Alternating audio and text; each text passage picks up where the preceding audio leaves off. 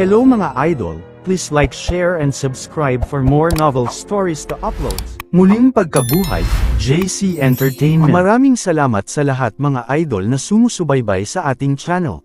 Please subscribe to our YouTube and Facebook channel, JC Entertainment. Maraming salamat po. Kabanata 1181. Naayos na ang array. Punta tayo sa Chanji Mountain. Isinara ni Jiang Chen ang mga pintuan ng palasyo at handang tumungo sa Chanji Mountain. Ngayong pinutol mo na ang mga braso ng tatlong lalaking iyon, ang anak ng beach na si Kuyuan ay tiyak na hinding-hindi susuko sa bagay na ito.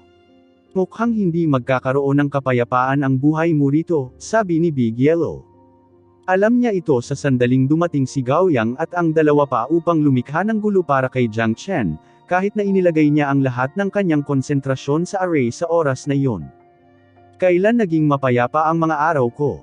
Nagkibit-balikat si Jiang Chen, na nagpapakita na wala ito sa kanyang pag-aalala. Mula sa kanyang paglalakbay hanggang ngayon, napakaraming mga kaaway ang kanyang hinarap at tiyak na hindi isa si Kuyuan sa pinakamakapangyarihang mga kaaway na naharap niya. Nang ang dalawa ay malapit ng lumipad patungo sa Chanji Mountain, isang malakas na chi ang sumugod patungo sa kanila mula sa panloob na sekta. Malamang, hindi nagpunta dito ang may-ari ng kita dahil may galit at pagpatay sa loob ng chi. Mabilis siya. Big Yellow curled his lips. Dahil dumating siya, pumunta tayo at makipagkita sa kanya upang maiwasan ang sinumang mag-isip na tayo ay mahiyain. Napuno ng ngiti ang bibig ni Jiang Chen at kumikinang ang kanyang mga mata. Bang! Isang figurang nakasuot ng puting damit ang bumagsak ng husto sa lupa, sa harap mismo ni Jiang Chen.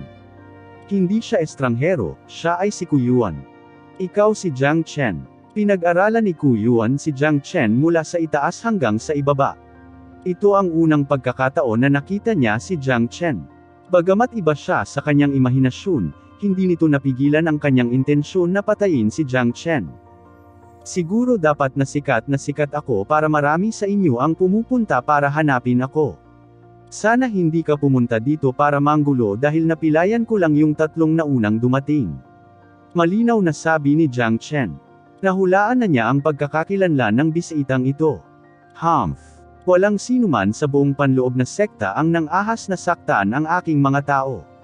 Ikaw ang una, Jiang Chen, at kailangan mong pagbayaran ang iyong ginawa. Malamig na tumikim si Kuyuan.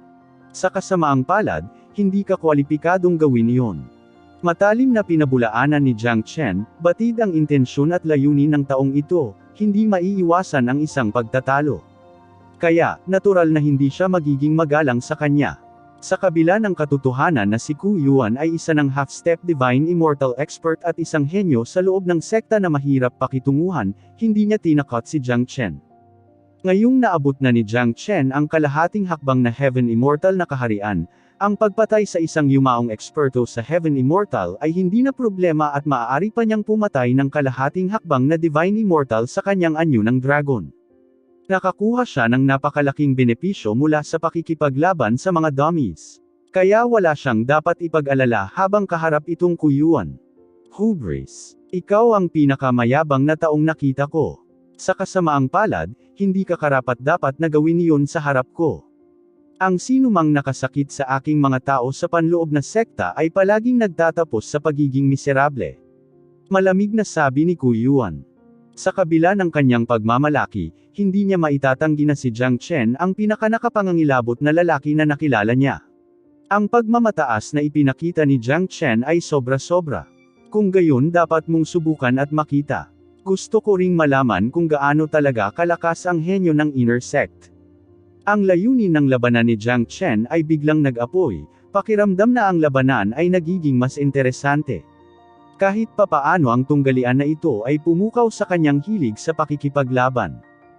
Napakagaling, Jiang Chen. Natakot ako na hindi mo tanggapin ang laban. Kung ganoon, paano kung ipaglaban nating dalawa ito sa yugto ng buhay at kamatayan? Ang mga mata ni Kuyuan ay kumikinang habang nagsasalita, nakatingin kay Jiang Chen ng may pananabik. Pagkatapos pakinggan ito, biglang naging malamig ang ekspresyon ng mukha ni Jiang Chen. Siya at si Kuyuan ay hindi magkakilala, ngunit ang estranghero na ito ay hinamon na siya sa yugto ng buhay at kamatayan sa kanilang unang pagkikita. Dapat malaman ng isang tao na ang mga tao lamang na nag-aalaga ng matinding hinaing at puot ang magsasaayos nito sa yugto ng buhay at kamatayan. Naisip na ni Jiang Chen na hindi siya sinunggaban ni Ku Yuan ngayon ay dahil gusto niyang pumasok siya sa yugto ng buhay at kamatayan. Ayon sa batas ng sekta, ang mga disipulo ay ipinagbabawal na pumatay sa isa't isa, ngunit kapag ang magkabilang panig ay magkasundo na ayusin ang alitan sa yugto ng buhay at kamatayan, sila ay bibigyan ng dahilan upang patayin ang isa't isa. Ang sitwasyon ay pumukaw sa pagnanais ni Jiang Chen na patayin si Ku Yuan. Isa lang ang sagot niya sa mga taong gustong pumatay sa kanya, hayaan ang tao na anihin ang itinanim ng tao. Naisip ni Jiang Chen na siya ay walang awa nang putulin niya ang mga braso ng tatlong bastard na iyon, ngunit ang Ku Yuan na ito ay mas malamig ang dugo. Handa niyang patayin si Jiang Chen para lang mailigtas ang sarili niyang mukha. Anong problema? Hindi ka maglalakas loob na gawin ito. Hindi mo ba sinabi na gusto mong masaksihan ang kapangyarihan ng isang henyo sa loob ng sekta? Alam kong may lakas kang pumatay sa isang yumaong eksperto sa Heaven Immortal at inaamin ko na ikaw ang pinakahenyo na lumalaban sa langit na nakita ko, gayunpaman, nasaktan mo ako, ibig sabihin, iisang ruta na lang ang natitira sa iyo, kamatayan. Kung hindi ka maglakas loob na makilala ako sa yugto ng buhay at kamatayan, yumuko ka sa harap ko at humingi ng tawad ngayon, at ituturing ko ang lahat na parang hindi nangyari. Hindi man lang ako hihingi sa iyo ng kabayaran para sa mga pagkalugi na dinanas ko. Anong masasabi mo? Si Ku Yuan ay masigasig na nakatingin kay Jiang Chen. Sabik siyang malaman kung paano sasagot si Jiang Chen. Mas maganda kung pumayag si Jiang Chen sa laban. Sisiguraduhin niyang si Jiang Chen ay hindi makakababa ng buhay sa entablado. Kung tatanggihan ni Jiang Chen ang hamon, kakailanganin niyang yumuko sa harap niya. Itinuturing na isang napakamumukhang kilos na hilingin lamang sa bagong disipulo ni Chan Jizi na yumuko sa harap ni Ku Yuan, ngunit ang pinakamahalagang bagay dito ay hindi na kailanman maiangat ni Chan Jizi ang kanyang ulo sa mga nakatataas. Siya ay magiging isang katatawanan sa bawat matanda. Ang Panginoon ni Ku Yuan ay magagawang pagtawanan si Chan Jizi tuwing gustuhin ng kanyang amo. Kung gusto mo, tinatanggap ko ang hamon mo. Walang dahilan para tumanggi si Jiang Chen sa hamon. Alam na alam niya kung ano ang intensyon ni Ku Yuan. Ang labanan sa pagitan niya at ni Ku Yuan ay hindi na katulad ng mga pakikibaka na madalas mangyari sa panloob na sekta.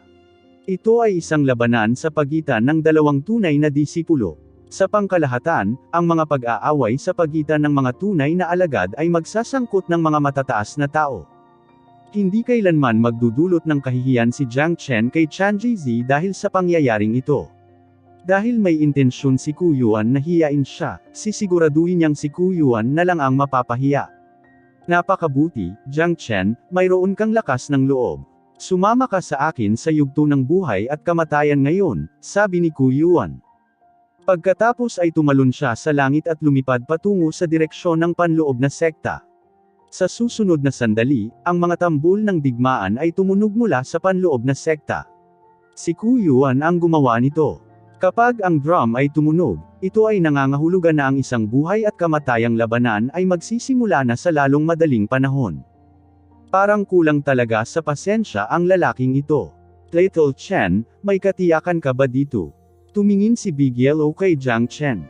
Ano sa tingin mo? Umiti si Jiang Chen at pagkatapos ay tinawag ang Flaming Wings at sumugod patungo sa inner sect. Masayang tumatawa si Big Yellow sa likod. Nakagawa na si Jiang Chen ng isang malaking kaganapan kahapon. Ang isa pang malaking kaganapan ay magaganap sa hindi oras. Maaaring hindi kilala ng iba si Jiang Chen, ngunit hindi si Big Yellow. Hindi kailanman gagawa si Jiang Chen ng mga bagay na hindi niya tiyak. Dahil pumayag siyang tanggapin ang hamon, tiyak na hindi maganda ang magiging resulta ni Ku Yuan. Tunog iyon ng tambol ng digmaan. Ito ay nagmumula sa yugto ng buhay at kamatayan. Maaaring may isang taong nagkakaroon ng buhay at kamatayang labanan. Dali, punta tayo dyan at tingnan natin. Matagal na mula nang may mga taong nakikibahagi sa buhay at kamatayang labanan, na naging kakaiba sa akin ang tunog ng tambol ng digmaan. Iniisip ko kung sino ang mga may ganitong hinaing. Tingnan natin kung sino sila. Magkakaroon ng magandang palabas ngayon. Dong. Dong. Dong. Ang tunog ng tambol ng digmaan ay agad na umalangaw sa kalangitan sa itaas ng panloob na sekta. Bagamat matagal na noong huli nilang narinig ang tambol ng digmaan, pamilyar pa rin sa kanila ang tunog ng tambol. Gaya ng tradisyon, kailangang may tumama sa tambol bago magsimula ang labanan sa buhay at kamatayan. Ang tunggalian na ito ay masasaksihan ng hindi mabilang na mga alagad. Habang umaalingaw ang tunog ng tambol mula sa entablado, makikita ang mga silhouette ng mga alagad na lumilipad patungo sa martial arena. Ang bawat buhay at kamatayang labanan na naganap ay isang magandang kaganapan sa panloob na sekta. Ang lahat ay sabik na malaman kung sino ang mabubuhay sa labanan. Kung walang malalim na puot at hinaing, ang mga disipulo ay hindi kailanman pupunta sa yugto ng buhay at kamatayan. Alam ng lahat na ang yugtong ito ay inilaan para sa paglutas ng mga salungatan sa pamamagitan ng paggamit ng kanilang sariling buhay. Kapag ang mga napagkasunduang partido ay tumayo sa yugtong ito, ang kanilang buhay ay itatalaga ng langit at anumang kamatayan na nangyari sa yugtong ito ay katanggap-tanggap.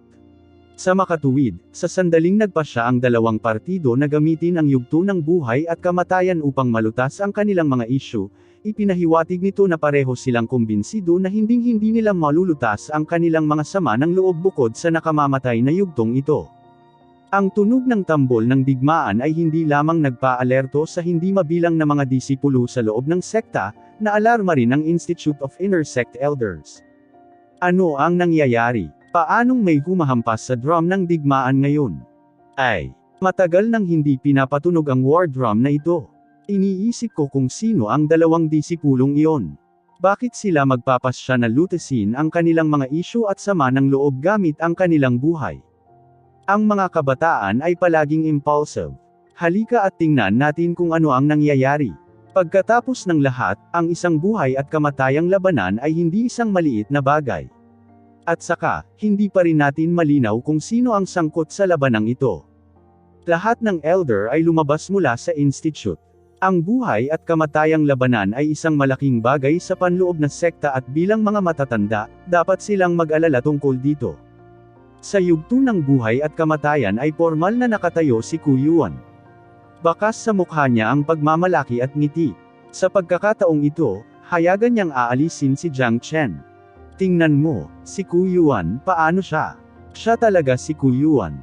Sino ang bulag na nakasakit sa henyong ito? Gayunpaman, ang taong iyon ay dapat magkaroon ng labis na lakas ng loob na tanggapin ang pakikipaglaban sa yugto ng buhay at kamatayan kay Kuyuan.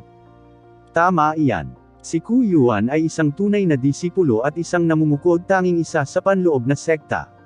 Walang sinuman sa panloob na sekta ang maglalakas loob na guluhin siya. Ang sinumang hindi naging maganda ang naging resulta, ang makita siya sa yugto ng labanan na ito ay tiyak ang unang pagkakataon. Hindi ko alam kung sino ang may lakas ng loob na pilitin si Kuyuan na gawin ito. Tila labis na nagulat ang lahat nang malaman nila na ang nakatayo sa entablado ay si Kuyuan na itinuturing na isang miniature na pinuno sa panloob na sekta na walang sinumang maglalakas loob na masaktan. Ngayon, gayunpaman, may pumayag na labanan si Kuyuan sa yugtong ito. Sa katotohanan, ito ay walang pinagkaiba sa paghahanap ng kamatayan. Ang taong iyon ay dapat magkaroon ng pinakamataas na lakas ng loob na hanapin ang kanyang kamatayan sa ganitong paraan. Nang makita ng mga matatanda si Kuyuan, nagulat sila. Sa oras na ito, ang lahat ay nagsimulang magpakita ng interes sa paghula kung sino ang kalaban ni Kuyuan. Nang ang lahat ay abala sa kanilang pag-usisa, isang kabataang may sprouted flaming wings ang lumipad patungo sa kanilang direksyon at lumapag sa entablado, nakatayo sa tapat ng Kuyuan. Jiang Chen. Halos lahat sila ay napabulalas nang makita ang kinikita. Nanlaki ang mga mata ng matanda, hindi sila makapaniwala sa kanilang nakikita. Damn! Itong bastos na naman. Naipasa na niya ang paglilitis ng Iron Dummy Array at ngayon, nakikibahagi siya sa buhay at kamatayang labanan kasama si Kuyuan. Wala akong ibang kilala na may ganitong katapangan. Talaga bang hindi takot sa kamatayan ang lalaking ito? Mukhang nasa kalahating hakbang lang siya ng Heaven Immortal Realm. Sa anong batayan maaari siyang makipaglaban sa emperador ng panloob na sekta? Iniisip kaya niya na kaya niyang gawin ang lahat ng kanyang makakaya pagkatapos makuha ang tunay na titulong disipulo? Sa sandaling siya ay tumuntong sa yugto ng buhay at kamatayan, ang kanyang pagkakakilanlan bilang isang tunay na disipulo ay hindi nauubra. Bilang karagdagan, si Kuyuan ay isa ring tunay na disipulo. Ang ikinagulat ko ay kung paano nagkabanggaan ang dalawang ito.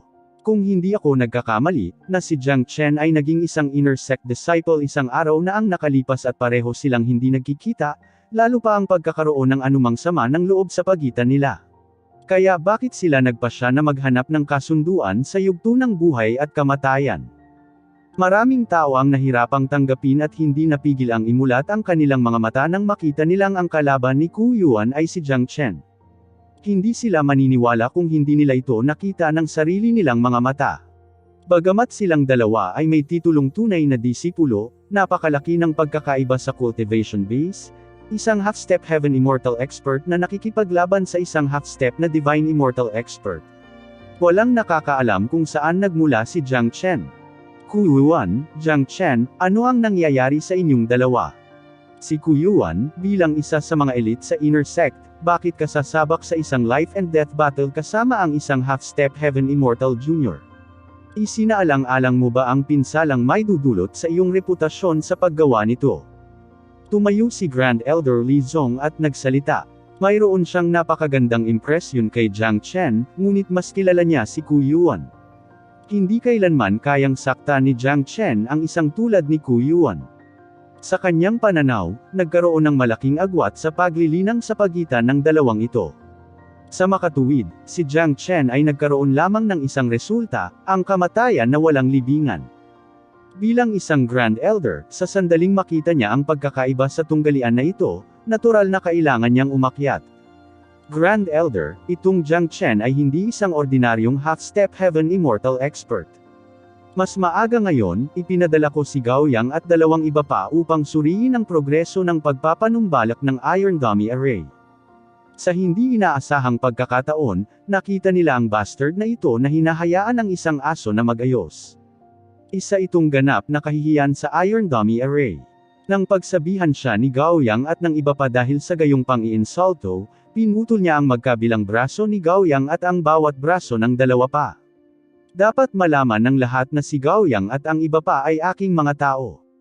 Kapag nawala ng kakayahan si Jiang Chen sa kanila, maaari kong pumikit sa katotohanang nilabag niya ang bawal ng pagpipigil sa kapwa-disipulo, ngunit hindi ko matanggap ang katotohanan na hindi niya ako nirerespeto.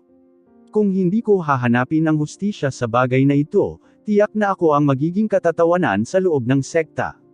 Ikinwento ni Kuyuan ang nangyari sa kanyang tatlong tagasunod, na nagbigay sa kanya ng maraming dahilan para patayin si Jiang Chen.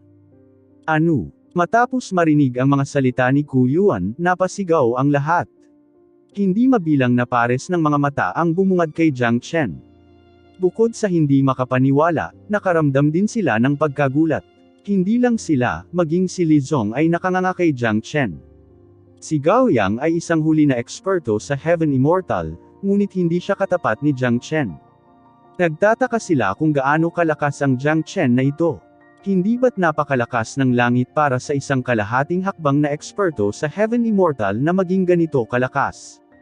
Hindi nakakagulat na iminungkahi ni Kuyuan na magkaroon ng buhay at kamatayang labanan sa kanya.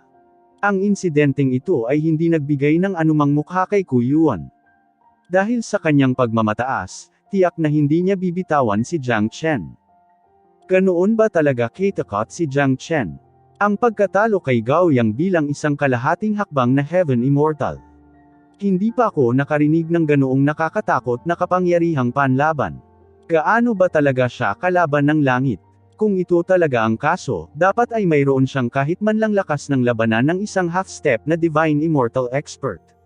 Higit pa rito, ang katotohanan na siya ay may lakas ng loob na labanan si Kuyuan sa yugto ng buhay at kamatayan ay nagpatunay na siya ay may sapat na kumpiyansa sa laban na ito. Talagang namangha ako dito. Ang Jiang Chen na ito ay masyadong marahas. Paano niya mapuputol si Gao Yang at ang iba pa? Ito ay katulad ng pagpuksa sa kanilang kinabukasan. Ayon sa mga patakaran, dapat siyang parusahan para dito. Gayunpaman, hindi ko maisip na papayag siyang lumaban sa isang life and death match laban kay Kuyuan. Parang wala siyang ideya sa kapangyarihan ni Kuyuan. At ito ang magbuwis ng kanyang buhay. Napuno ng mga pag-uusap ang hangin na parang mga alon. Ang kapangyarihan ni Jiang Chen ay higit pa sa imahinasyon ng sinuman. Kahit na nagpasya siyang magkaroon ng life and death fight kay Ku Yuan, hindi ito naging optimistic sa sinuman sa kanila. Pagkatapos ng lahat, malinaw na malinaw sa kanila ang paraan ni Ku Yuan.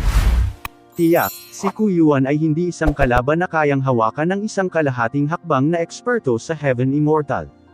Habang ang karamihan sa kanila ay nabigla pa, natapos na nila ang sama ng loob sa pagitan ni Ku Yuan at Jiang Chen.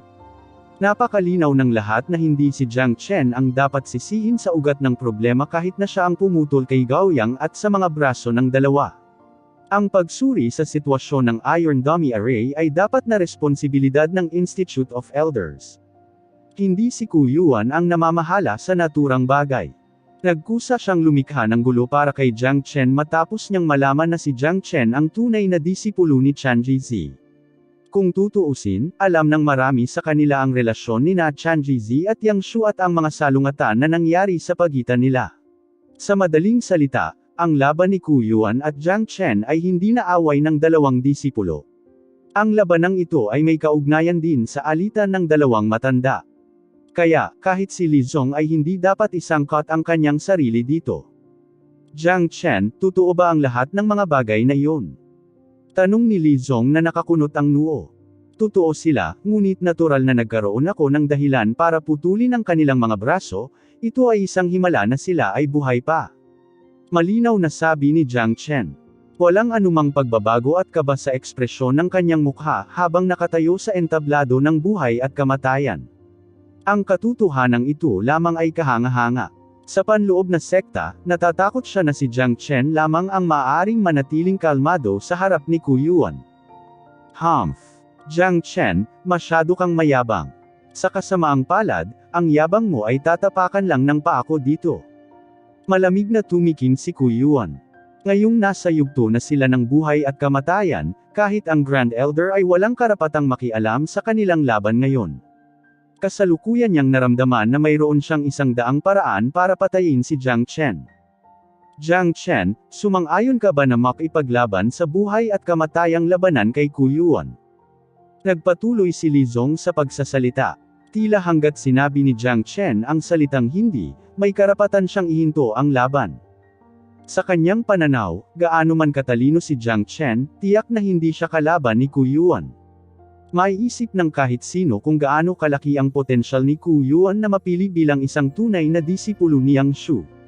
Sa pangkalahatan, walang sino man sa panloob na sekta na nang-ahas na saktan siya. Dagdag pa, mayroong malaking pagkakaiba sa pagitan ng Jiang Chen at Ku Yuan's cultivation. Dahil dito, hinding-hindi matatalo ni Jiang Chen si Ku Yuan. Oo, matanda, lumapit na ako at nakatayo dito. Walang dahilan para umatras ako ngayon. Umiti si Jiang Chen, puno ng hindi matinag na kumpiyansa ang kanyang mukha. Si Ku Yuan ay talagang isang napakalakas na kalaban, ngunit dahil din dito na pinalaki ang interes ni Jiang Chen na labanan siya. Ay, umiling si Li Zong at bumantong hininga, pagkatapos ay tumigil na sa pagsasalita.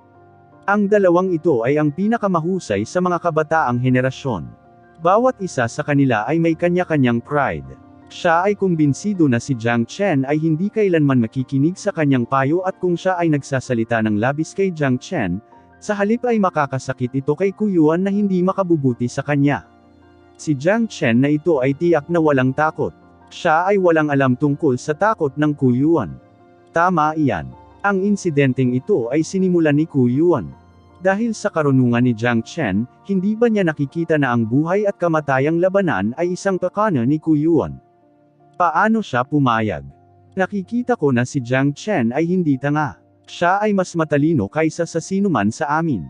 Ang katotohanan na naglakas loob siyang harapin si Ku Yuan sa yugto ng buhay at kamatayan ay nagpatunay lamang na mayroon siyang sapat na kumpiyansa. Higit pa rito, nagawa niyang talunin si Gao Yang ng madali gamit ang kanyang half-step Heaven Immortal cultivation base.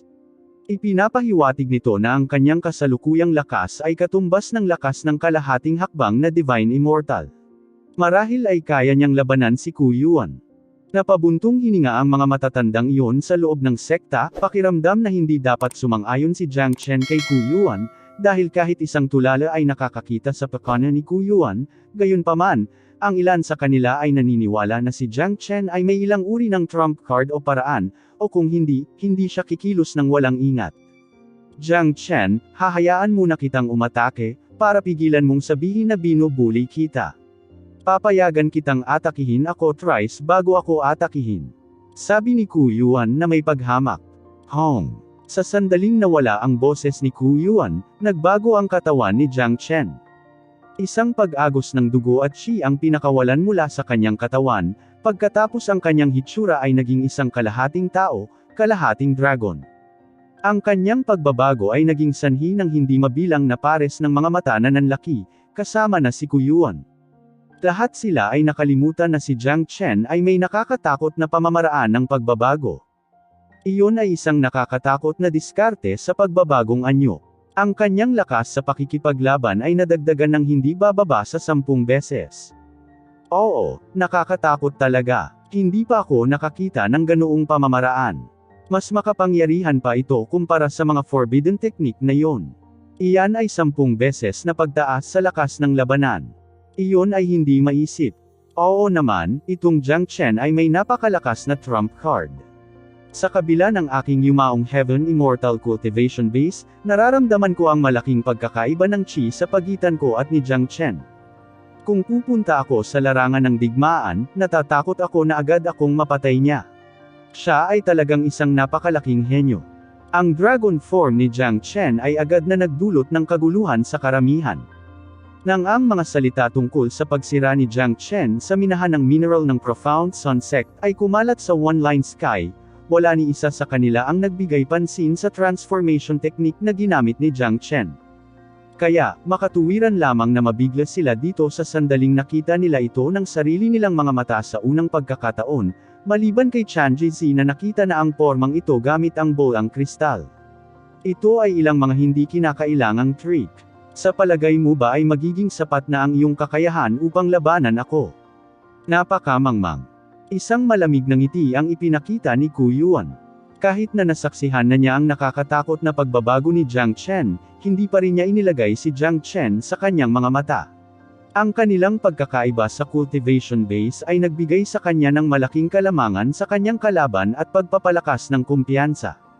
So, mayroon pa ba akong 3 strike? Tanong ni Jiang Chen. Siyempre, kailan ko nasira ang aking salita? Ang magkabilang kamay ni Kuyuan ay nakalagay sa likod niya, mukhang mayabang sa sukdulan.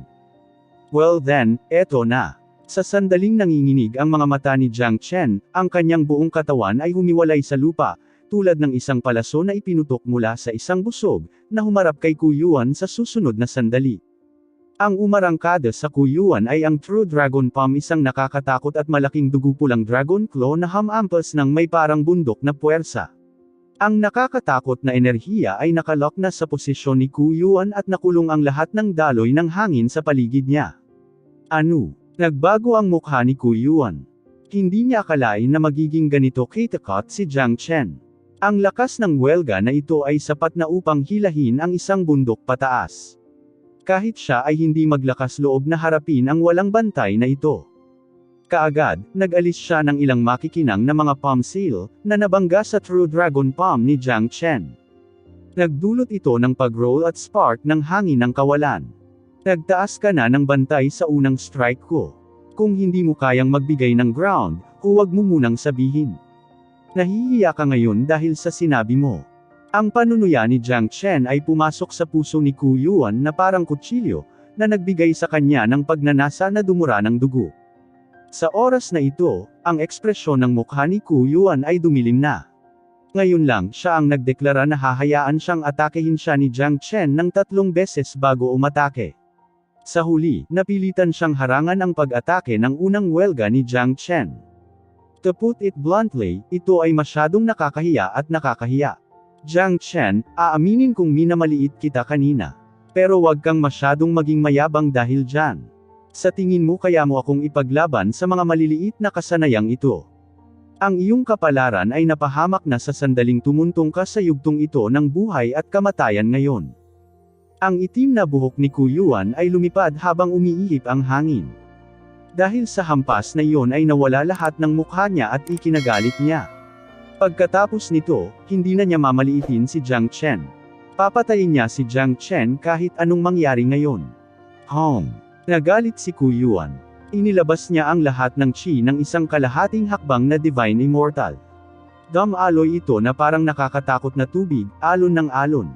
Kung si Jiang Chen ay isang ordinaryong kalaban, siya ay matatakot na hanggang sa mamatay at mawawala ng espiritu upang lumaban. Ilipat ang mga bundok. Sumigaw si Ku Yuan at gumawa ng isang malakas na diskarte sa pakikipaglaban. Dati, idineklara niyang hayaan si Jiang Chen na umatake ng 3 beses bago siya umatake, ngunit sa huli, nabigo siya na hayaang mag-atake si Jiang Chen nang hindi ito ipinagtatanggol. Nagdulot ito ng matinding pagkawala ng mukha sa kanya, kaya wala nang dahilan para maging maluwag pa siya kay Jiang Chen. Napagpasyahan niyang alisin si Jiang Chen sa pinakamabilis na paraan upang mabawi ang sarili niyang dignidad. Sa ilang sandali, ang buong platform ay puno ng nakakatakot na mga alon ng chi. Hindi maikakailang malakas ang pag-atake ni Ku Yuan. Ang pinakamahalagang elemento sa paghahagis ng kasanayang ito ay ang momentum nito. Nang ang mga nakakatakot na alon ng enerhiya ay naging nakakatakot na pagtaas ng tubig, mayroon itong puwersa na makapagpapagalaw ng mga bundok at maaaring mang-api ng lubusan ang mga kalaban. Mayroon kang napakalakas na momentum, ngunit ito ay hindi hihigit sa isang piraso ng cake sa harap ko. Ang layunin ng labanan ni Jiang Chen ay marilag. Ang lahat ng kanyang layunin sa pakikipaglaban ay ganap na pinasiklab ng kapangyarihan ni Ku Yuan. Ang ganoong matinding labanan ay isang bagay na inasam niya. Habang nakaharap sa teknik ni Ku Yuan, casual niyang natanggal ang Golden Dragon Seal, ang pinakamalakas na pag-atake sa gitna ng 5 Elemental Combat Dragon Seals. Roar! Dumagundong ang mga dragon sa kalangitan at 3 gintong dragon ang lumabas. Ang bawat dragon ay 12 ng metro ang laki, buhay at parang buhay, tulad ng isang tunay na dragon, na may dalang walang kapantay na mapanirang puwersa. Sa 3 magkakaibang direksyon, bumasag sila laban sa mga alon ng pamamaraan ni Ku Yuan. Honglong. Nakakatakot na tunog ng pagsabog ang narinig. May mga tunog din ng tsunami at mga dragon. Ang mga mapang wasak na alon ng enerhiya ay umaalingaw sa buong lugar, na naging dahilan upang manginig ng husto ang kawalan. Matindi ang labanan. Ang eksena ay naging kakaibang kagilahil-alas. Napuno ng nakakasilaw na kinang ang kalangitan sa itaas ng entablado. Kahit na napakaganda nitong tingnan, may walang katapusang pagkasira sa likod ng kagandahang ito. Deng! Deng! Deng! Pagkatapos ng banggaan, umatras ng 3 hakbang sina Ku Yuan at Jiang Chen para patatagin ang kanilang mga sarili. Nararamdaman ni Jiang Chen ang kanyang dugo at chi na nagiging magulo sa loob. Ngunit pagkatapos mag-inject ng malaking halaga ng wood spiritual chi sa kanyang katawan, gumaling siya kaagad.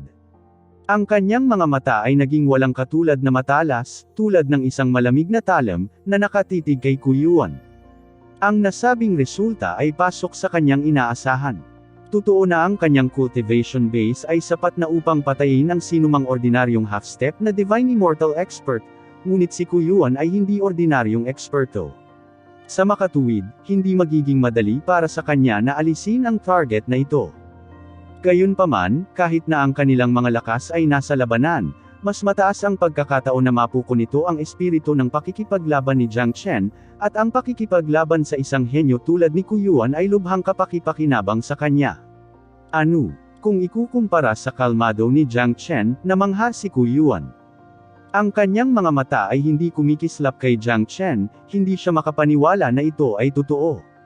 Nakakuha siya ng bagong pangunawa tungkol sa nakakatakot na lakas ng pakikipaglaban ni Jiang Chen. Tila minamaliit na naman niya si Jiang Chen. Ang sitwasyon ay pareho silang magkatugma na ikinagulat ng iba pang panloob na sekta na mga disipulo at matatanda. Ang bawat isa sa kanila ay nanlaki ang kanilang mga mata, hindi nangangahas na paniwalaan ang lahat ng nangyayari. Ang lahat ay nagbago ng husto sa paraan ng pagtingin nila kay Jiang Chen, na pagtanto na labis nilang minamaliit si Jiang Chen. Diyos ko! Ano ang lawak ng kapangyarihan nitong abnormal na henyo? Paano siya at Ku Yuan posibleng maging pantay-pantay? Hindi ako maniniwala dito kung hindi ko ito nakita ng sarili kong mga mata. Tama iyan. Isa lang siyang half-step Heaven Immortal Expert. Matapos ang napakaraming taon ng buhay, hindi pa ako nakakita ng isang half-step heaven immortal expert na nagtataglay ng ganoon kalakas na lakas ng labanan, talagang hindi ka panipaniwala. Bagamat nag-aatubili akong aminin ito, si Jiang Chen ay talagang ang pinakapangit na henyo na nakita ko. Ang kanyang mga tagumpay sa hinaharap ay walang limitasyon. Masyadong nakakatakot at ganap na hindi tao. Isa ba talaga siyang half-step heaven immortal expert? Kahit na dahil sa 10 beses na pagtaas ng lakas ng kanyang labanan, hindi pa rin siya magiging ganito kalakas. Nagawa ni Ku Yuan na maging isang tunay na disipulo dahil sa kanyang pambihirang regalo at talento, ngunit ang paghahambing sa kanya kay Jiang Chen, nawalan siya ng karapatan na maging isang henyo. Kung pareho silang nasa parehong antas, natatakot ako na maaaring tapusin ni Jiang Chen si Ku Yuan sa isang suntok. Walang sinuman ang hindi nagulat. Bagamat isang beses lang nagkarambola sina Jiang Chen at Ku Yuan, walang alinlangan na nagdulot ito ng matinding kaguluhan. Sa puntong ito, walang nang ahas na garantiya kung sino ang mananalo sa laban na ito dahil walang problema si Jiang Chen sa pakikipaglaban kay Ku Yuan. Hindi kailanman naisip na ang Jiang Chen na ito ay mas malakas kaysa sa aming naisip. Napabuntong hininga ang isang matanda na may pagtataka. Parang magiging interesting ang laban ngayon. Ang kapangyarihan ni Jiang Chen ay lumampas sa imahinasyon ng lahat. Hindi magiging madali para kay Ku Yuan na patayin si Jiang Chen. Gayun din, si Ku Yuan ay hindi kasing simple ng kanyang hitsura. Hindi pa niya naipapakita ang kanyang makapangyarihang mga trumpeta at paraan. Sa makatuwid, si Jiang Chen ay nasa malaking panganib pa rin. Grand Elder, sabi ni Li Zong. Bagamat nag-aalala pa rin siya para kay Jiang Chen, ang kanyang pag-aalala para kay Jiang Chen ay hindi na gaya ng dati. Ngayon, inaabangan na niya kung ano ang magiging resulta ng susunod na round ng labanan. Kung si Jiang Chen ay nakagawa ng isa pang himala sa pamamagitan ng pagkatalo kay Ku Yuan ngayon, tiyak na siya ay magiging isang alamat sa Sky Cloud Pavilion. Siyempre, naisip ni Li Zong na imposible ito. Sa kanyang pananaw, si Jiang Chen ay itinuring na malakas para sa kakayahang manatiling buhay sa labanan hanggang ngayon. Hong Long. Sa plataporma, muling sumugod si Ku Yuan, tulad ng isang agresibong tigre, na nagdadala ng walang katapusang unos ng enerhiya patungo kay Jiang Chen. Sa kabilang panig, si Jiang Chen ay kalmado pa rin. Kinampas niya ang 5 Elemental Combat Dragon Seal at True Dragon Palm ng salit-salit, patuloy na binabangga ang mga pag-atake ni Ku Yuan. Ang dalawa sa kanila ay nag-away ng walang kapantay at naging sentro ng mabagyong whirlpool. Walang paraan upang sabihin kung sino ang nangunguna. Tumagal ng mahigit 10 minuto ang ganoong matinding labanan bago tumigil. Nakatayo na silang dalawa sa tapat ng isa't isa. Kahit hanggang ngayon, walang malinaw na panalo ang matukoy. Karamihan sa kanila ay hindi napigil ang mapabulalas muli. Ang mga nag-aakalang kayang labanan ni Jiang Chen ang pag-atake ni Ku Yuan higit sa lahat dahil sa swerte ay ganap na nagbago ng kanilang pananaw. Ang isang tao ay maaaring maging mapalad minsan o dalawang beses. Ito ay tiyak na hindi swerte na siya ay maaaring manatili unfit para sa higit sa 10 minuto. Ito ang kanyang tunay na kapangyarihan at kakayahan.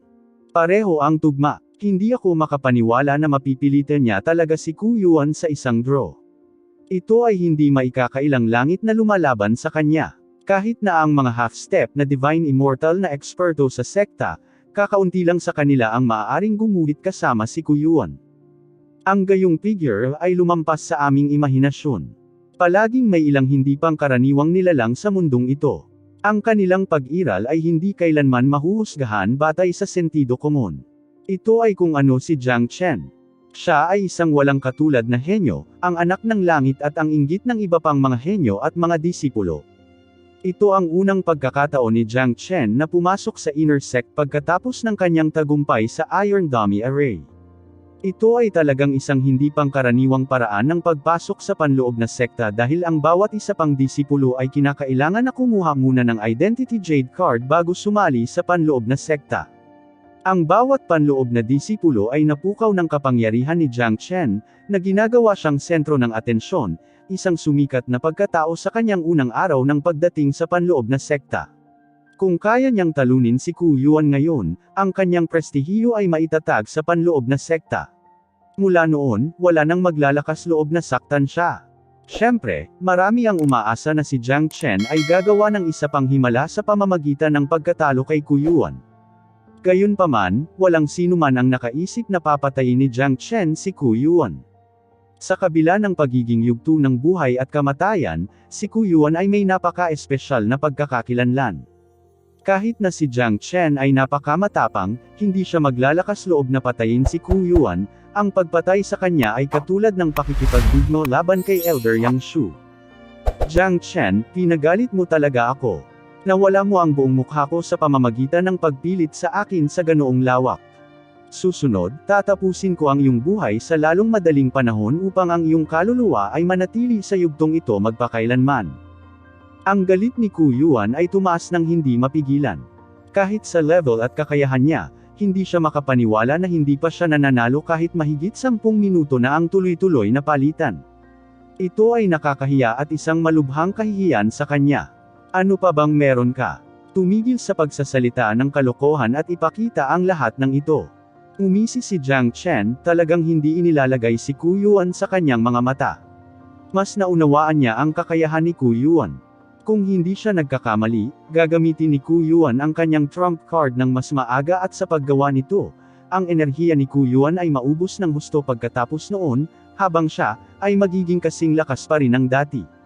Sa kasalukuyan, mayroon na siyang 450,000 dragon marks at masayang dugo at chi. Ang sinumang nagnanais na labanan ang isang digmaan ng Atrisayon laban sa kanya ay haharapin lamang ang isang wakas. Sa sandaling naubos ang enerhiya ni Ku Yuan at nabigo siyang mapanatili ang kanyang pinakamataas na estado, ang pagkakaiba sa pagitan nilang dalawa ay magsisimulang lumawak, na lumilikha ng mas maraming pagkakataon para mapatay siya ni Jiang Chen. Bilang isang cultivator na humarap sa daan-daang laban, ang karanasan ni Jiang Chen sa labanan ay lampas sa imahinasyon ng sinuman. Kahit 100 Ku Yuan ay hindi kayang pantayan ang karanasang naipon niya sa parehong buhay niya. Nanatiling tahimik si Ku Yuan habang ang kanyang mga mata ay naging madilim at malalim. Isang aura ng namamatay na chi ang lumabas sa kanyang katawan, ito ay naanod at nagtagal sa hangin sa itaas ng entablado. Iyon ang chi ng pagkawasak, ang chi ng kamatayan. Kahit na ito ay mahina, ito ay natakot at naglabas ng takot sa mga tao. Ito ang siyam na paraan para mapahamak. Sa wakas ay ginamit ni Ku Yuan ang kanyang pinakamalaking trump card. Hindi ko akalain na mapipilitin talaga ni Jiang Chen si Ku Yuan sa ganoong sukat. Kahit na matalo si Jiang Chen ng 9 ways to perish, hindi siya minamaliit. Sapat na ang lakas ng combat skill na ito para sirain ang heavens and earth. Ang chi nito ay maaaring maging sanhi ng panginginig ng kaluluwa ng isang tao at pukawin ang hindi mapaglabanan na mga kaisipan sa isip ng tao. Napakabihirang makita si Ku Yuan na gumagamit ng 9 ways to perish sa panloob na sekta. Tila determinado siyang patayin si Jiang Chen. Ngunit kung ang isang mahuhusay na henyo tulad ni Jiang Chen ay namatay ng ganito, ito ay isang malaking pag-aaksaya. Narinig ko na ang Ku Yuan ay umabot na sa ika-6 na estilo sa paglilinang ng 9 ways to perish, na ginagawa itong napakalakas at nakamamatay. Kung walang malakas na trump card si Jiang Chen para labanan ang pag-ataking ito, hindi siya makakaligtas. Makikita natin. Ito ang magiging sandali na magpapasya sa panghuling mananalo. Puno ako ng pag-asa. Habang ang namamatay na chi ni Ku Yuan ay patuloy na nagliliwanag mula sa kanyang katawan, maraming mga bystanders ang nagsimulang maging tense. Bilang mga disipulo sa loob ng sekta, halos bawat isa sa kanila ay nakarinig ng ganap na pamamaraan ni Ku Yuan na ipinasa ni Yang Shu. At sa taglay na talento ni Ku Yuan, naabot na niya ang kultibasyon ng ika-6 na estilo na maaaring labanan ng iilang tao sa panloob na sekta. Sa makatuwid, kahit na naabot ni Jiang Chen ang isang draw kay Ku Yuan sa kanilang nakaraang palitan, hindi magiging madali para sa kanya na panatilihing buhay ang kanyang sarili sa ilalim ng 9 ways to perish. Ang perish ay katumbas ng kamatayan. Ipinaliwanag nito kung bakit ang chi na lumabas mula sa Ku Yuan ay binubuo ng lasa ng kamatayan. Ang sinumang nasa loob ng chi ng kamatayan ay unti-unting mawawala sa sarili at kalaunan ay mamamatay sa mga kamay ng caster. Jiang Chen, kailangan mo lang maghintay doon para sa iyong paghuhusga. Walang marami sa panloob na sekta na maaaring gumamit sa akin ng 9 na paraan para mapahamak. Galit na galit si Ku Yuan habang umaaligid siya sa kalangitan. Ang ibabaw ng kanyang katawan ay ganap na napapalibutan ng mga hibla ng maputlang kulay abo na namamatay na chi, na ginagawa siyang parang isang makapangyarihang Diyos ng kamatayan na nagtipo ng kaluluwa ng lahat ng nabubuhay na nilalang. Sa makatuwid, magkakaroon lamang ng isang kahihinatnan para sa kanyang kalaban, ang kamatayan. Siyam na paraan para mapahamak, unang estilo. Sigaw ni Ku Yuan. Isang itim na bagyo ang dumaan sa lugar at naging eksena ng reincarnation. Ang mga bakas ng kamatayan ay maaaring madama sa lahat ng dako. Pinayagan nito si Jiang Chen na makita ang daanan na humahantong sa reincarnation. Ang sipi ay hindi maihahambing na mystical dahil maaari itong lumikha ng isang pantasya na nakakaapekto sa isip ng mga tao. Kung si Jiang Chen ay papalitan ng ibang tao, natatakot siya na ang tao ay agad na maimpluwensyahan ng ilusyong ito. Gayunpaman, ang gayong epekto ay hindi na umiral sa harap ni Jiang Chen. Pagkatapos ng lahat, ang 9 Ways to Perish ay isang nakakasakit na uri ng pag-atake sa halip na isang pag-atake na batay sa ilusyon. Malaki ang pagkakaiba kumpara sa Great Illusion Realm ni Jiang Chen. Sa makatuwid, walang paraan na ang kanyang isip ay maimpluwensyahan ng ilusyon na nasa unahan niya. Isang malakas na kaluskos ang narinig mula sa loob ng daanan. Hindi mabilang na mga itim na bagyo ang nagtagpo at bumuo ng isang higanteng side na 30 metro ang haba. Ito ay ganap na itim at naglalabas ng walang katapusang chi ng kamatayan. Ito ang side ng kamatayan, ang kapangyarihan ng unang estilo ng 9 Ways to Perish. Ang lahat ng nilikha ay batay sa malaking side na ito. Ang isang hampas ay maaaring tumagos sa kaluluwa ng kalaban, na magpaparanas sa kaaway ng walang hanggang pagdurusa hanggang sa siya ay mamatay. Pumunta ka, utos ni Ku Yuan. Ang side ng kamatayan ay sumigaw ng nakakatakot at sumugod patungo kay Jiang Chen sa walang kapantay na bilis. Sa oras na ito, hindi maiwasan ng audience ang kabahan. Malinaw nilang nararamdaman ang malakas na chi ng kamatayan kahit na malayo sila sa pinangyarihan. Hindi maisip kung ano ang nararamdaman ni Jiang Chen sa sandaling ito. Talagang nakakatakot ang 9 Ways to Perish. Pakiramdam ko ay nanganganib ang aking buhay. Kung ako ang nasa battlefield na iyon ngayon, natatakot ako na mamatay ako kaagad sa ilalim ng higanteng side na iyon. Hindi na magkasundo. Besides, first style pa lang ito, ibig sabihin, mas makakatakot lang. Nagdududa talaga ako kung kakayanin ito ni Jiang Chen. Nagulat ang mga tao sa pagkatakot ng unang estilo ng 9 Ways to Perish. Naunawaan na nila ngayon ang panganib ng pakikipaglaban kay Ku Yuan. Kahit na lumitaw ang Diyos ng kamatayan, si Jiang Chen ay magiging kalmado pa rin gaya ng dati. Walang nikititing na gulat sa kanyang mukha dahil hindi maimpluwensyahan ng side ng kamatayan o ng chi ng kamatayan ang kanyang isip. Para sa kanya, ang 9 Ways to Perish na ito ay katulad lang ng isang makapangyarihang combat technique, wala itong kalamangan sa kanya. Itinuro ni Jiang Chen ang kanyang daliri na parang espada. Matagal na panahon na mula noong ginamit niya ang Profound 9 Solar Finger, ngunit hindi may kakaila na isa rin itong napakalakas na diskarte sa pakikipaglaban at mayroon itong katangian ng Supreme Yang, na natural na kaaway ng napapahamak na chi. Profound 9 Solar Finger. Habang sumisigaw si Jiang Chen, ang flaming wings sa likod ng kanyang likuran ay nagsimulang pumutok. Kasabay nito, 9 na makapangyarihang gininto ang ilaw na haligi ay itinayo. Sila ay 9 na gintong malalaking daliri. Nagpakawala sila ng mga pongol bago mabilis na nagsanib, naging isang higanteng gininto ang daliri na may napakalinaw na fingerprint, na para bang ito ay isang tunay na daliri, ngunit walang nakakaalam kung gaano mapanira ang gininto ang daliring ito. Hong Long. Ang Profound 9 Solar Finger ay lumagpas sa layer ng Death Chi at dumiretso sa Reincarnation Passage, bumangga laban sa higanteng side ng kamatayan. Sa ilalim ng tense na titig ng hindi mabilang na mga tao, 2 natatanging chi ang sumabog at nag-intertwined. Sa wakas, ang side at ang gininto ang daliri ay nawala sa 2 alon ng magkaibang kulay, na naglaho sa abot tanaw. Nagbago muli ang ekspresyon ng mukha ni Ku Yuan. Hindi niya akalain na kayang pigilan ni Jiang Chen ang kanyang 9 Ways to Perish ng casual, ngunit kahit na ito ang unang estilo, tiyak na maapektuhan si Jiang Chen.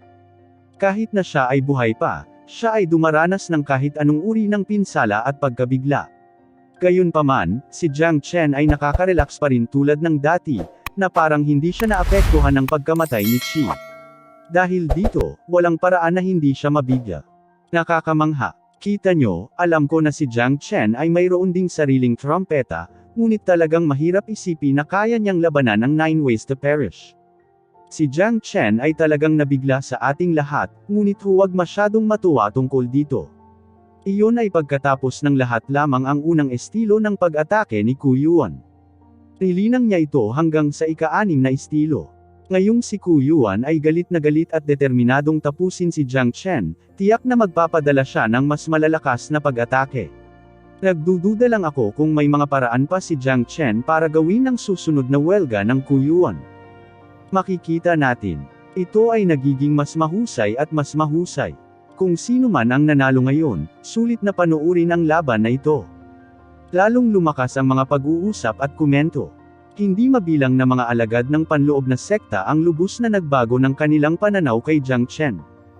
Sa simula, lahat sila ay nagbigay ng napakakaunting pansin kay Jiang Chen at napagpasyahan na siya ay mamamatay sa sandaling pumayag siyang makipaglaban kay Ku Yuan, ngunit ngayon, ito ay nagpakita ng isang ganap na kakaibang pangyayari.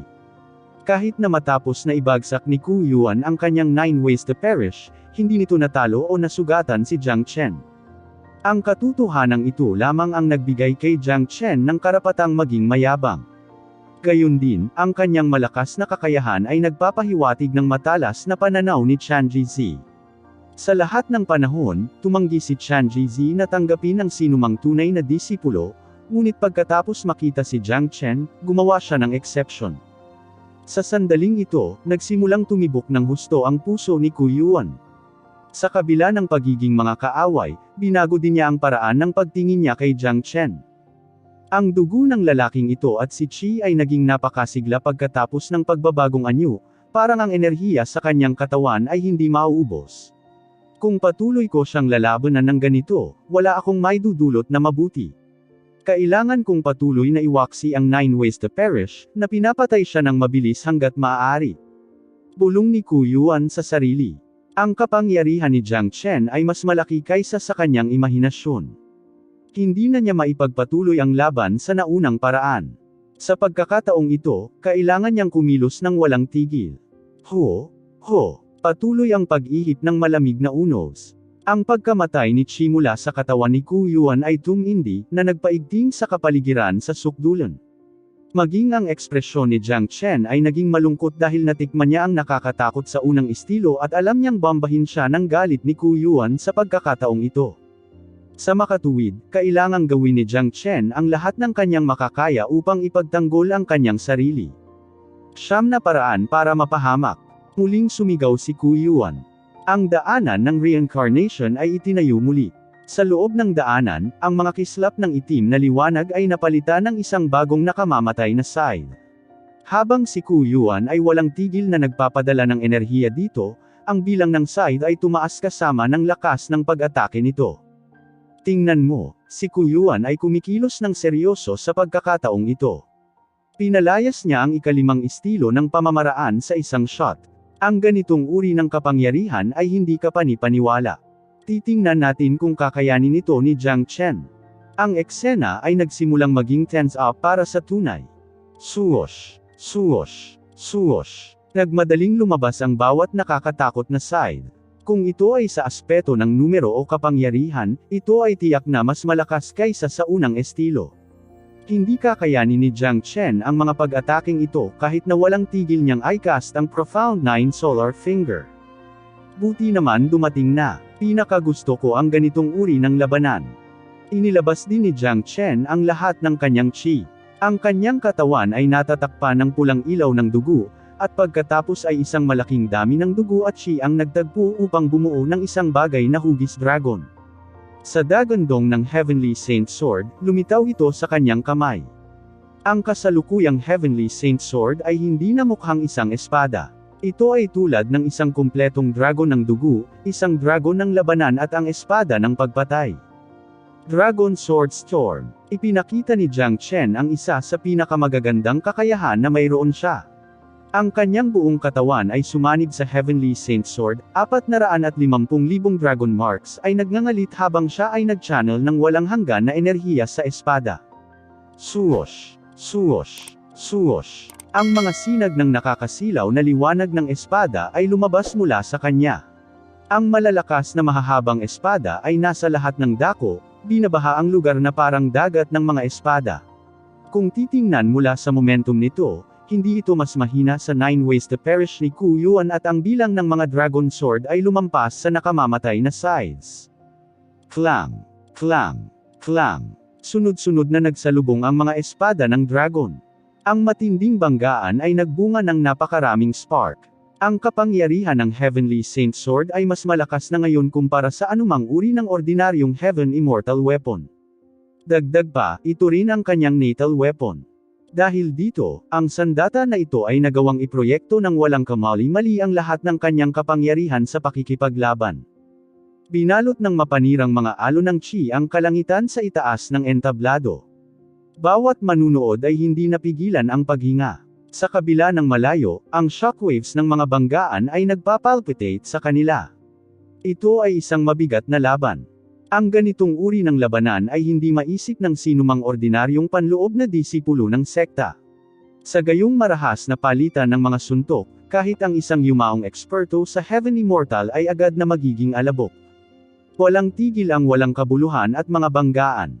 Alinman kay Jiang Chen o Ku Yuan, ang gayong labanan ay kakain ng napakalaking dami ng kanilang enerhiya. Nang makita ni Ku Yuan si Jiang Chen na lumalaban sa kanyang pag-atake, ang pagkabigla na nararamdaman niya sa kanyang puso ay sumasakit sa isang hindi pa nagagawang antas. Ang bagay na nahirapan siyang paniwalaan ay ang pagkamatay at kamatayan ni Qi ay hindi nakaapekto sa kaluluwa at isipan ni Jiang Chen kahit katiting.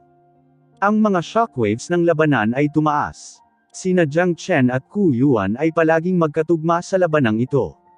Kahit na ginamit ni Ku Yuan ang kanyang makapangyarihang 9 Ways to Perish, hindi pa rin ito nagagawang makapinsala kay Jiang Chen.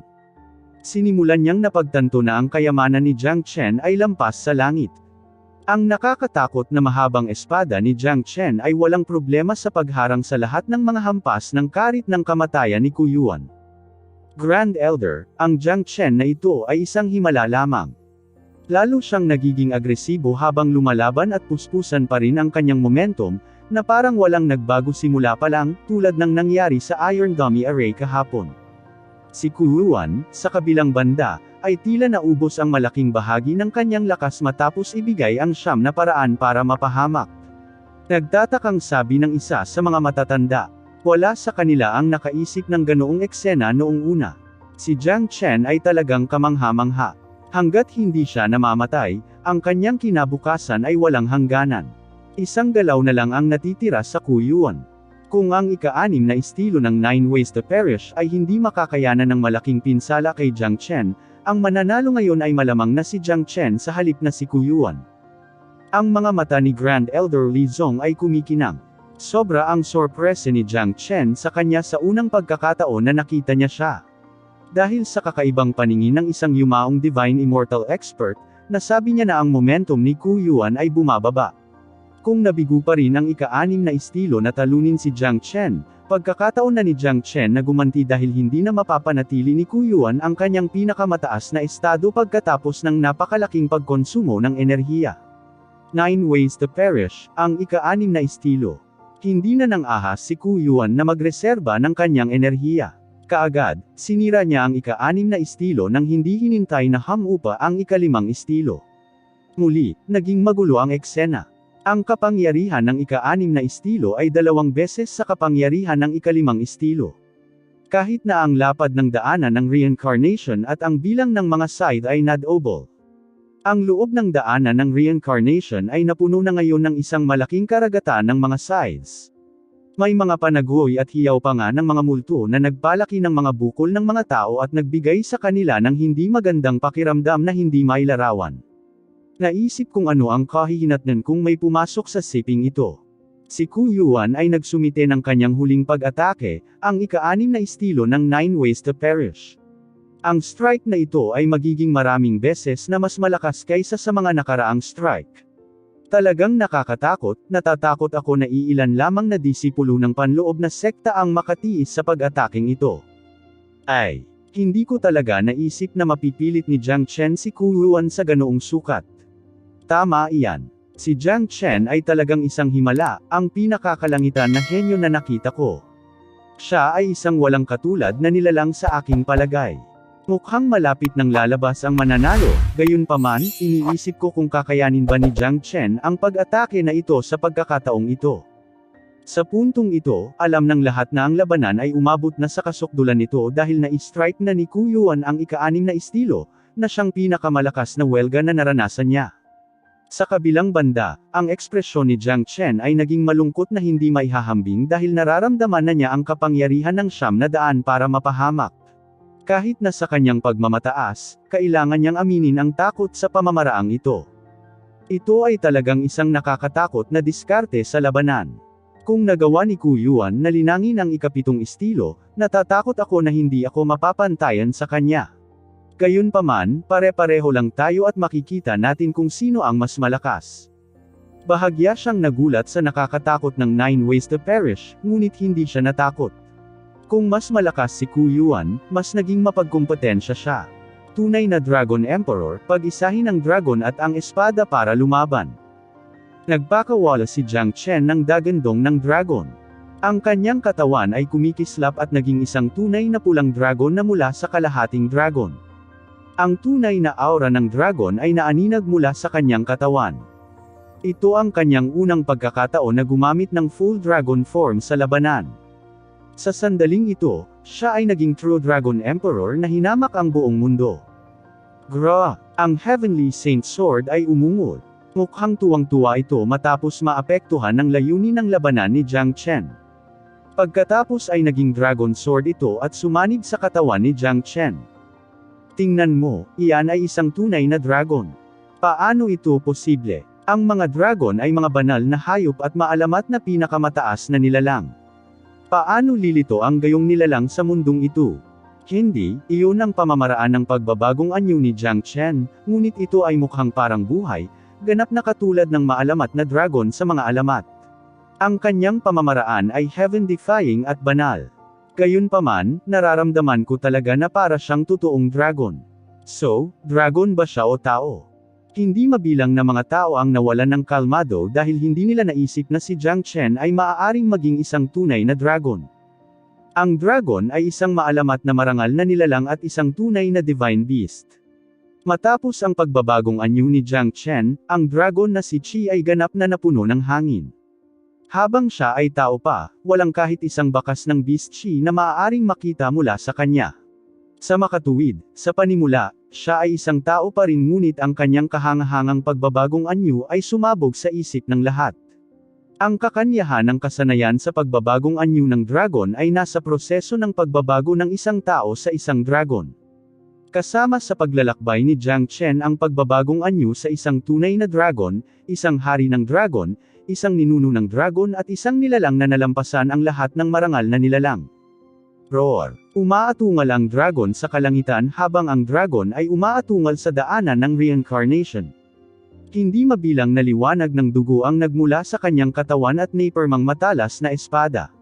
Sa ilalim ng kontrol ni Ku Yuan, ang daanan ng reinkarnasyon ay patuloy na nagdiin laban kay Jiang Chen, ngunit hindi ito nakasama sa kanya. Nanginginig ang katawan ni Jiang Chen, nadudurog sa mga side ng kamatayan. Ang pangangatawan ni Jiang Chen ay orihinal na napaka-solid, at pagkatapos na sumanib sa Heavenly Saint Sword, ang kanyang katawan ay naging hindi masisira.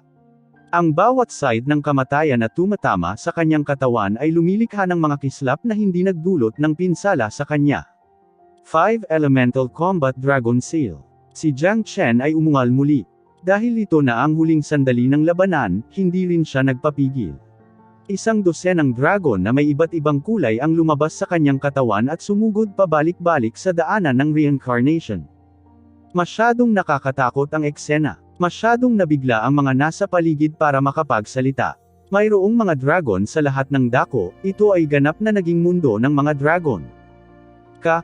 Sa huli, dahil sa sobrang pagkonsumo ni Ku Yuan ng kanyang enerhiya, hindi niya nagawang suportahan ng perpekto ang daanan ng reincarnation.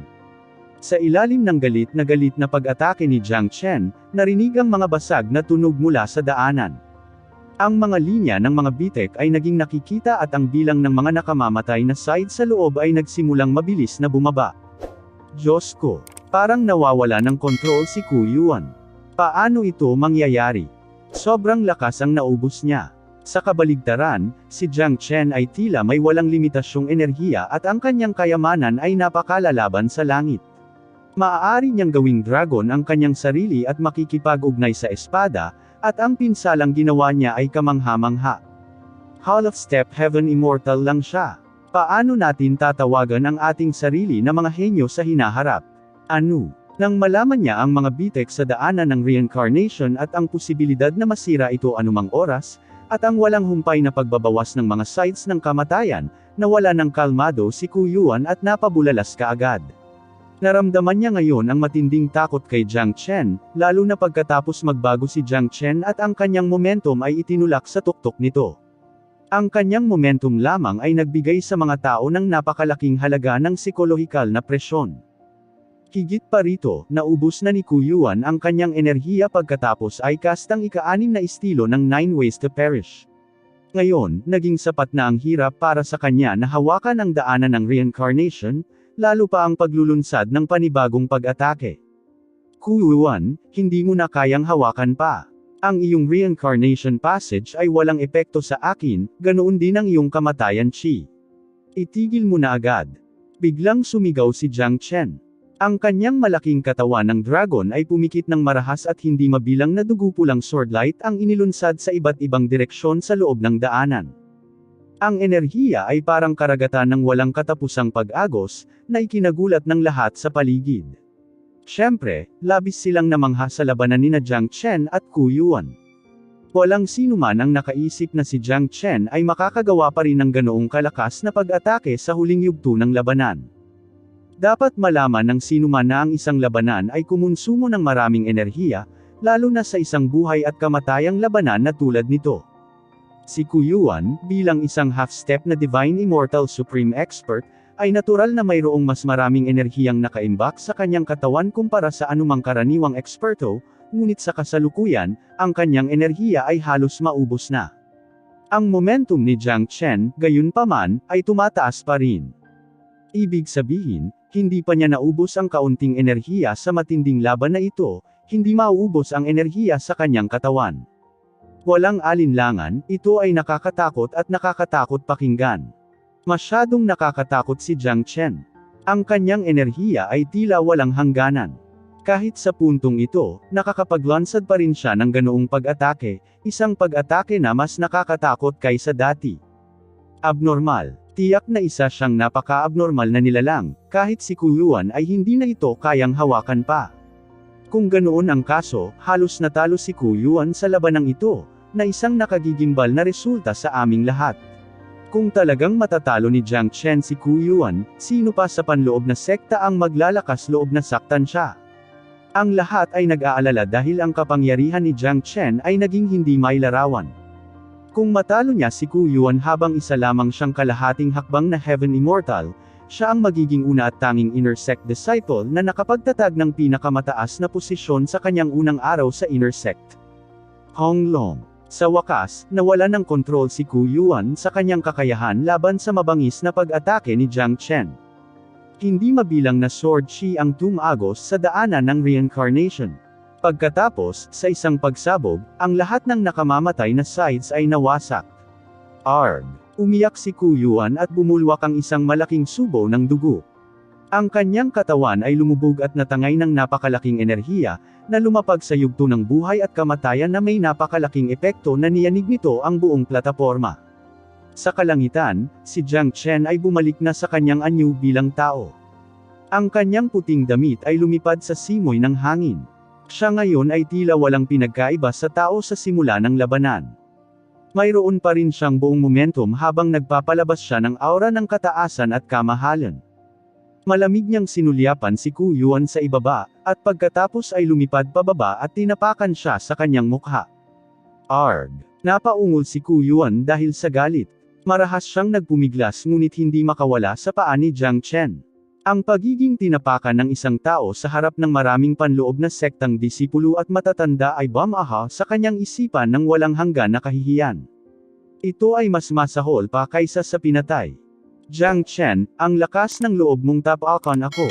Sigaw ni Ku Yuan. Akala mo ba tatapakan lang kita? Ito ang yugto ng buhay at kamatayan. Sabi ni Jiang Chen na may hindi mapapantayang malamig na boses. Nang inag ang katawan ni Ku Yuan habang ang mga salita ni Jiang Chen ay nagpapaalala sa kanya ng isang bagay na mahalaga.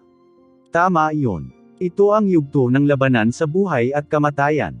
Sa yugtong ito, si Jiang Chen ay may karapatang patayin siya. Kaya't ang inapakan ay walang halaga kung ihahambing sa pinatay. Jiang Chen, naglakas loob ka bang patayin ako? Sino ka sa tingin mo? Kailangan mong magbayad ng mataas na halaga para sa ginawa mo ngayon. Si Ku Yuan ay ganap na hindi naniniwala na si Jiang Chen ay maglalakas loob na patayin siya. Alam niya ang kanyang sariling pagkakakilanlan. Siya ay isang henyo sa panloob na sekta, isang tunay na disipulo ng isang Golden Immortal Elder. Kahit na si Jiang Chen ay may lakas ng loob at kahit na sila ay nasa yugto ng buhay at kamatayan, si Jiang Chen ay hindi kailanman maglalakas loob na patayin siya. Hindi maganda, parang nagdesisyon na si Jiang Chen na patayin siya. Sa tingin ba ninyong lahat ay maglalakas loob siyang patayin si Ku Yuan? Siyempre, ayaw niya. Bagamat natalo si Ku Yuan, sinusuportahan siya ng isang taong makapangyarihan. Kung talagang pinatay ni Jiang Chen si Ku Yuan, hinding-hindi pababayaan ni Elder Yang Shu ang kanyang bagay. At saka, sa Sky Cloud Pavilion, walang nang ahas na hawakan si Ku Yuan. Sumasang-ayon, hindi mangangahas si Jiang Chen na gawin ito. Isinasantabi ang katotohanan na ito ang yugto ng buhay at kamatayan, si Jiang Chen ay talagang kahanga-hanga para sa pagkatalo kay Ku Yuan. Naitatag na niya ang kanyang prestihiyo sa Sky Cloud Pavilion. Wala nang ibang maglalakas loob na guluhin siya mula ngayon. Ang kasalukuyang resulta ay nagpabuntong hininga sa hindi mabilang na mga tao dahil ito ay isang bagay na lampas sa kanilang imahinasyon. Kung papatayin ba talaga ni Jiang Chen si Ku Yuan, marami sa kanila ang nadama na hindi siya maglalakas loob na gawin ito. Pagkatapos ng lahat, ang pagpatay kay Ku Yuan ay katulad ng pakikipagdigma laban kay Yang Shu at ito ay magpapahirap sa kanyang buhay. Hinayla ni Jiang Chen si Ku Yuan sa ere na parang patay na baboy. Jiang Chen, sinabi ko na sa iyo na hindi ka maglalakas loob na patayin ako at sandali na lang bago ako makapaghiganti. Binatukan ni Ku Yuan si Jiang Chen at sinabing, Ku Yuan, kailangan kong aminin na napakababa ng katalinuhan mo. Hindi ako makapaniwala na nasasabi mo pa rin ang mga ganyang salita kahit sa puntong ito. Wala talaga akong ideya kung saan mo nakuha ang lahat ng pakiramdam ng superioridad na iyon. Kung ngayon ka lang humingi ng awa, baka iligtas ko na lang ang buhay mo. Sa kasamaang palad, ipinagpatuloy mo ang pananakot sa akin. Kung ganoon, tiyak na mamamatay ka sa ilalim ng aking mga kamay. Isang bakas ng malamig na liwanag ang bumungad sa kanyang mga mata. Hindi niya matatanggap na may nananakot sa kanya, lalo na ang kanyang mga kaaway. Kung hindi niya papatayin si Ku Yuan ngayon, magkakaroon siya ng maraming problema sa hinaharap. Kaya, maaari rin niyang alisin ang ugat ng problema ngayon. Jiang Chen, nanalo ka na. Pagbigyan ng matandang ito at kalimutan ang lahat ngayon. Nagmamadaling nagsalita ang dakilang Elder Li Zong. Ang sinabi niya ay para sa ikabubuti ni Jiang Chen. Pagkatapos ng lahat, hindi makakakuha ng anumang benepisyo si Jiang Chen kung papatayin niya talaga si Ku Yuan. Sige, bibigyan ko ng mukha si Grand Elder. Hindi kita papatayin ngayon, pero lampoin kita para maalis mo na ang iyong pangit na pakiramdam ng pagiging superior mula ngayon. Sabi ni Jiang Chen, at pagkatapos ay inilunsad ang kanyang palad patungo sa chisi ng Ku Yuan. Wow! Ang pagkilos ni Jiang Chen ay lumikha ng kaguluhan mula sa buong pulutong. Nanlaki ang mga mata ng lahat, hindi makapaniwala at matanggap ang eksenang nasa unahan nila. Napakalakas ng loob ni Jiang Chen para hindi paganahin si Ku Yuan. Dapat malaman ng isang tao na ang pagpilaya ng isang henyo tulad ni Ku Yuan ay walang pinagkaiba sa pagkitil ng kanyang buhay. Bukod dito, ang mga kahihinat na nakakaharapin ni Jiang Chen pagkatapos nito ay magiging seryoso. Nagbago ang lahat nang hindi niya magawa si Ku Yuan. Hindi na ito magiging pangkaraniwang labanan sa pagitan ng mga panloob na disipulo. Sa oras na iyon, hinding-hindi nahahayaan ni Yang Shu ang bagay na ito ng madali. Habang si Jiang Chen ay mayroon ding makapangyarihang taga-suporta, si Chen Jizi, na isang taong hindi maaaring pabayaan, ang dalawang matatandang ito ay walang alinlangan na mag-aaway. Jiang Chen, tumigil ka. Nang makita ang nangyari, nabigla si Grand Elder Li Zong. Hindi niya akalain na magkakaroon ng ganoong katapangan si Jiang Chen. Ang mga epekto ay hindi maiisip kung si Jiang Chen ay lumpo kay Ku Yuan ngayon. Ginawa ni Li Zong ang mapagpasyang hakbang upang harangan ang pag-atake ng walang oras para mag-isip. Bagamat ang pakikialam sa panahong ito ay lalabag sa mga regulasyon ng yugto ng buhay at kamatayan, nadama niyang napilitan siyang gawin ito.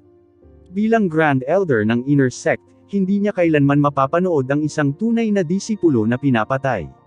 Mawawalan siya ng mga salita kapag nalaman ito ng makapangyarihang Golden Immortal Elder. Gayunpaman, si Jiang Chen ay napakabilis. Kahit nasa bilis ni Li Zong, huli na para itigil ang pag-atake. Sa isang tunog ng katsa, ang palad ni Jiang Chen ay dumapo ng husto sa vulnerable chi si ng Ku Yuan. Barf! Ibinuka ni Ku Yuan ang kanyang bibig at nagbuga ng isa pang subo ng dugo bago nabasag ang kanyang chi si. Ang lahat ng enerhiya sa loob ay nawala sa isang iglap. Napatulala si Ku Yuan habang nararamdaman ang kanyang kasalukuyang kalagayan. Ang kanyang mukha ay mapatla kulay abo at sa malalim na kawalan ng pag-asa. Ang kanyang kakayahang maabot ang kalahating hakbang na Divine Immortal Realm sa kanyang edad ay nagpakita kung gaano ka-special ang kanyang talento at kung gaano kaliwanag ang kanyang kinabukasan. Pero ngayon, natapos na ang lahat. Siya ay dapat na isa sa mga nangungunang henyo sa pyramid. Bigla na lang siyang napalitan ng Pylay na hindi na kayang magtanim. Hindi yun isang bagay na kayang tiisin ng sinuman. Bagamat siya ay buhay pa, siya ay walang iba kundi isang bangkay na naglalakad. Hindi. Nagpakawala si Ku Yuan ng walang pag-asa na dagandong. Pakiramdam niya ngayon ay biglang naging madilim at walang saysay ang kanyang buhay. Kahit na galit siya kay Jiang Chen, wala siyang magagawa. Alam niyang hindi siya magkakaroon ng pagkakataong maghiganti. Kasabay nito, siya ay lubos na nagsisisi.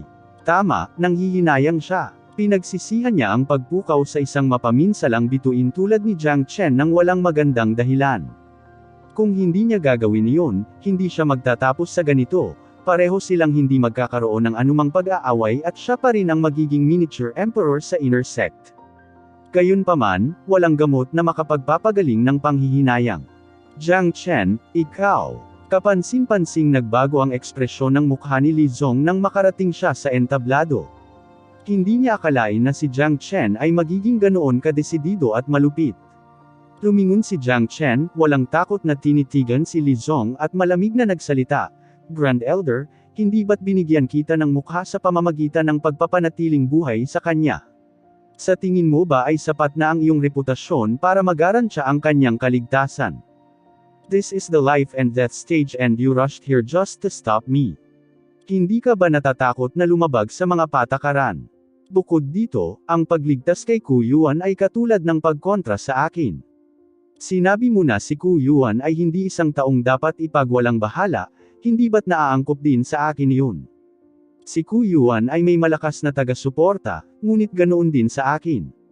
Grand Elder, ipinapayo ko sa iyo na umiwas sa bagay na ito. Ang mga salita ni Jiang Chen ay hindi kapani-pani walang pakialam. Walang kagalang-galang at paggalang sa Grand Elder. Anuman ang mga dahilan, ang katotohanan na sinubukan siyang pigilan ni Li Zong ay naiinis sa kanya. Kung hindi lang dahil sa pagtulong sa kanya ng matanda noon, hinding-hindi siya magpapakita ng kahit anong quarter sa matandang ito. Nagulat si Grand Elder sa malamig na mga mata ni Jiang Chen at ang kanyang likas na superior aura ay naimpluwensyahan pa ang kaluluwa ng Elder. Bamantong hininga si Grand Elder at tumahimik, tama si Jiang Chen. Totoo na si Ku Yuan ay hindi isang taong dapat pagtripan at totoo rin na hindi niya dapat saktan ang isang tao na may kakayahang pumatay ng isang kalahating hakbang na Divine Immortal na henyo habang siya ay isang kalahating hakbang na Heaven Immortal at nagkaroon ng suporta ni Chen Jizi. Sa puntong ito, si Ku Yuan ay nawalan na ng kakayahan. Bagamat hindi niya ito napigilan sa oras, ginawa niya ang kanyang makakaya. Kaya kahit na humingi ng paliwanag si Yang Shu, ang sisi ay ibibigay kay Jiang Chen sa halip na sa kanya. Ang pag-aaway sa pagitan ng mga tunay na disipulo ay palaging nagbibigay sa kanya ng sakit ng ulo, kaya't pinakamahusay na umiwas dito. Walang awa at mabangis. Malapit nang magbago ang Skycloud Pavilion ngayong narito na ang napakalaking henyo na ito. Ang mga henyong iyon ay mapapailalim sa matinding pressure pagkatapos nito. Ang batang emperador Ku Yuan ay walang kakayahan tulad nito. Ngayon lang ako nakaramdam ng paghanga kay Jiang Chen. Natatakot ako na baka siya lang sa Skycloud Pavilion ang naglakas loob na gumawa ng ganoong bagay. Mula ngayon, ang natitirang bahagi ng buhay ni Ku Yuan ay magiging isang basura. Gayunpaman, ang bagay na ito ay hinding-hindi pababayaan. Tiyak na hahanapin ni Yang Shu si Jiang Chen para sa paliwanag at kabayaran. Kapag ang tunay na alagad ng isang marangal na Golden Immortal na Elder ay nawalan ng kakayahan ng isang tao, walang alinlangang sasample ito ng malakas sa mukha ng matanda. Ngunit muli, si Jiang Chen ay nasa likod din ni Jiang Chen si Elder Chan Jizi, kaya hindi siya natatakot sa lahat ng ito.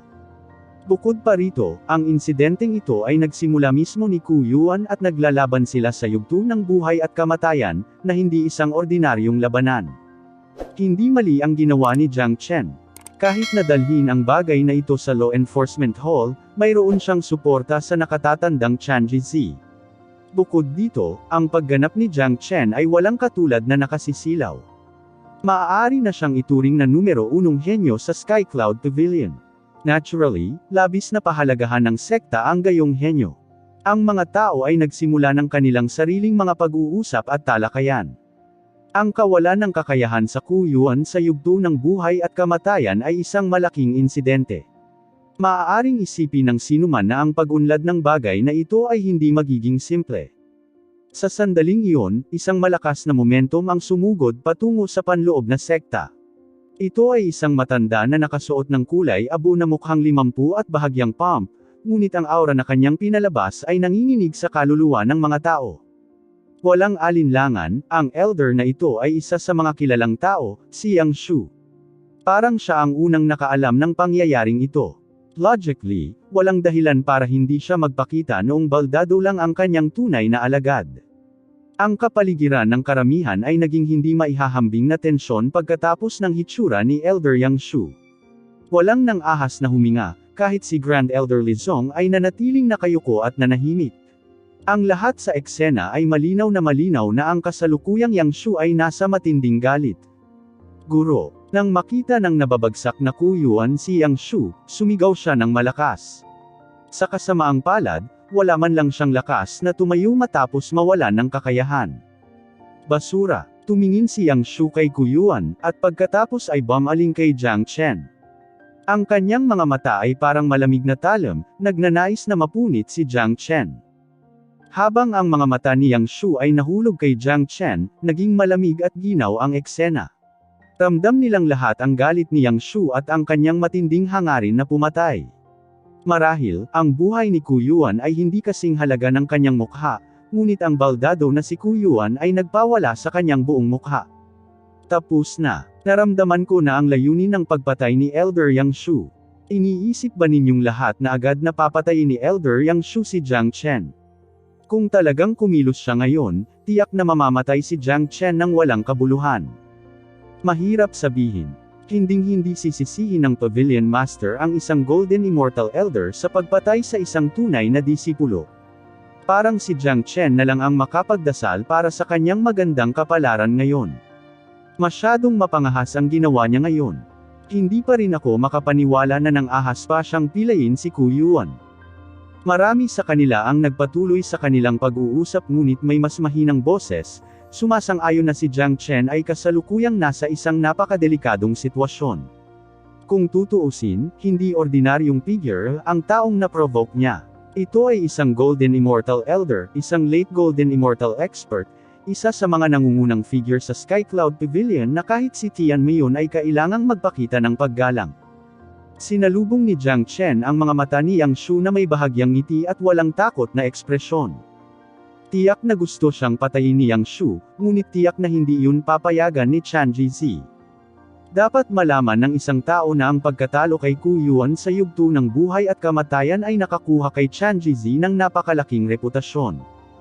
Higit pa rito, ang katotohanan na maaaring talunin ni Jiang Chen ang isang kalahating hakbang na Divine Immortal na kalaban bilang isang kalahating hakbang na Heaven Immortal ay nagpatunay sa kanyang pambihirang lakas sa pakikipaglaban. Tiyak na ituring siya ni Chan Ji bilang isang mahalagang talento at hindi niya hahayaang may pumatay sa kanya. Nang lumitaw si Yang Shu sa eksena, nangangahulugan ito na hindi malayo si Chan Ji mula rito. Jiang Chen, nagkaroon ka ng lakas ng loob na saktan ang aking disipulo.